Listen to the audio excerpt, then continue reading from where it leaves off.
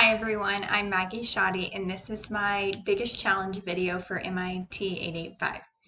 So as I've reflected on this class and thought about moving forward, I think my biggest challenge will be getting teachers comfortable using the technology we have in place and then getting the best professional development for it.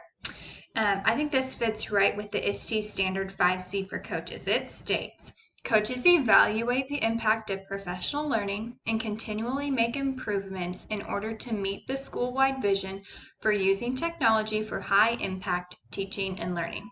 So getting feedback is important, but getting feedback and doing something with it is crucial to better your school.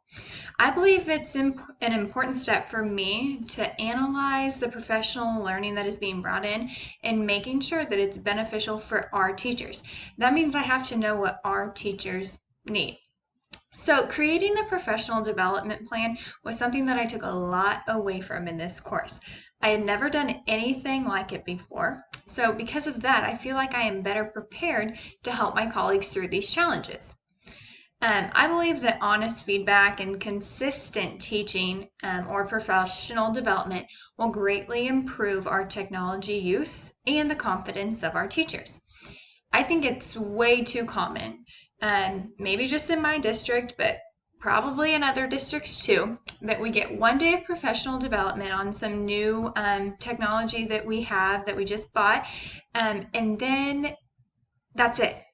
And then our administrators think that we should be pros at using this and using it all the time in our classroom. That's so discouraging as an educator. So I think that scheduling at least 3 to 5 sessions of training would be a great first step. Practice in peers also would be important. So I believe forming groups by grade bands, or even like in my school, I'm thinking top floor, which would be grades 3 through 6, and bottom floor, grades K through 2, forming 2 groups, and that would be helpful.